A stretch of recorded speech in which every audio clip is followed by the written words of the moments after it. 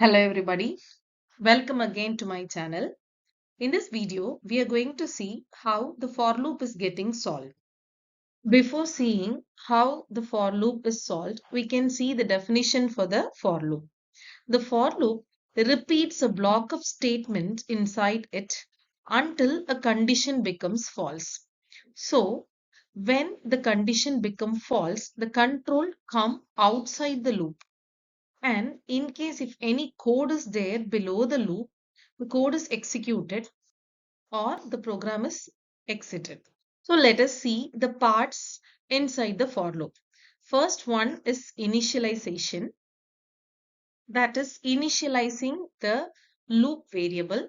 Second one is condition checking, and third one is increment or decrement. So we can see the flow chart for the for loop. First, we have to initialize the loop variable. Then comes the condition checking. This condition checking may reveal two answers, either true or false.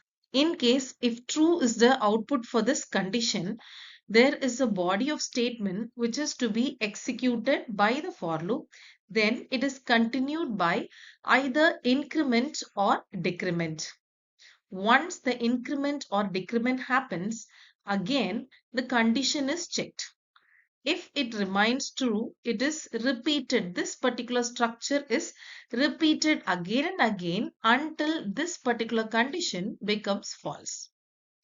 So once this condition becomes false, the control comes out of the for loop. Now let us see the syntax and a simple example for the for loop. So the for loop is with the keyword for followed by a parenthesis inside which it has three parts separated by semicolon. The first part is the initialization part, and the second part is the condition checking, and the third part is increment or decrement. And this statement is followed by the body of the for loop. Let us see an example for it. So int I is equal to n. Here I is the loop variable and this particular variable is assigned to the value 1. The second part is the condition checking, that is the loop variable is checked with a condition. It is not necessary that we should have the comparison with the loop variable. It can be of any conditional statements. And the third part here, it is an increment statement. It can either be an increment or a decrement statement. And this part is the body of the for loop. Step by step, we can see how the for loop is executed. So first comes the initialization where the loop variable is initialized. Here, the loop variable I is initialized to the value 1.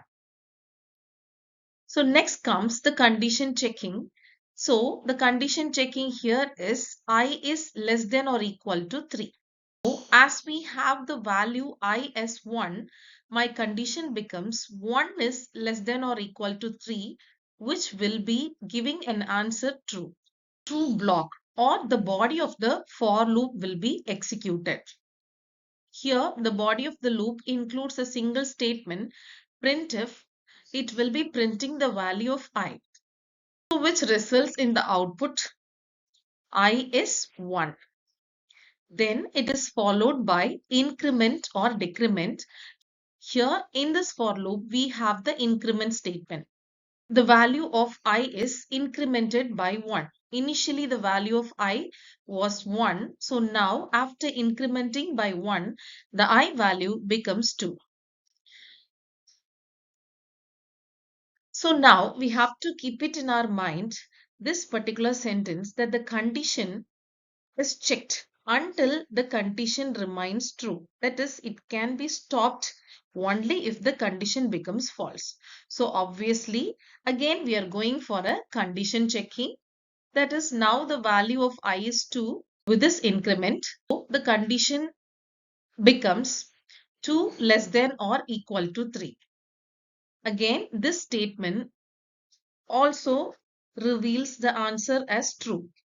So we are going to execute the body of the statement once again, which results in the output I is 2. Next to executing the body of the statement, we will be incrementing or decrementing the loop variable. So the loop variable was remaining 2 after the first increment.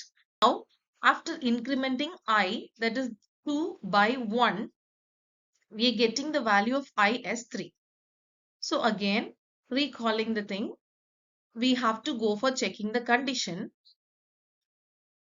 Now, with I value as 3, the new condition checking becomes 3 is less than or equal to 3. As it satisfies 3 is equal to 3, here this statement gives the answer as true. Therefore, once again, the body of the statement is executed, which gives the output as I is 3. Now we have to go for the next step, which is increment or decrement. So the I value, which is 3, is now incremented by 1. That is, the I value becomes 4. Again, the condition has to be checked. So 4 less than or equal to 3 is false. So now the condition becomes false. So as per our definition, the control will be coming outside the loop. So when it is coming outside the loop, it can have either further continuation of the program or it can be stopped as per the user has written the program. Let us see this basic example which we have solved in the previous slides. That is, the value of I ranges from 1 to 3 and it has been printed by using this printf statement. So the output is I is equal to 1, 2, 3. So now if I want to change my program from printing 3 values to printing n values, what should I do? Just look on to this program. In the previous program, the limitation of the loop was controlled inside the for loop itself. That is, it has been decided that the loop has to execute 3 times and it was determined by this conditional statement. Now, it is generalized to n. That is, the n value will be received as an input by these two statements. So, depending upon the value of this n times the loop will be executed starting from the value 1. So the output will be coming from 1 up to n. The same example, I have given the specified output. So with the execution of this statement, we are getting the value of n from the user. So let us see in detail how this program generates the particular output. So with this printf and scanf statement, we are getting the input of n. So the user has given the n value as 5. So the loop has to execute up to 5, that is starting from 1 to 5 as per the definitions written inside the for statement. So let us see that when the value is from 1 to 5, the loop is executed. So when the value of I becomes 6, the condition over here can be expanded as 6 is less than or equal to 5, which generates false. So the execution of the loop is stopped. So the value from 1 to 5 has been printed here. So let us see how to print the values between two limits. So usually by looking into the previous problem, this is the starting limit and this conditional statement limits the loop for how many times it has to be executed. So this we can say it is start and this one we can be saying it is an end. So as I have to execute the loop from 5 to 8, that is number 5 to 8, I'm starting the value from 5. That is, I'm initializing the loop variable to 5 and I'm writing the condition such that it is executing up to 8. So let us expand the program. In this printf statement, user has been asked to write the maximum and minimum limit. So as the value of m and n is got, the first value is the starting point and the second value is the ending point. So the loop in this program will be written as initialization statement with the starting value and condition checking statement as the ending value.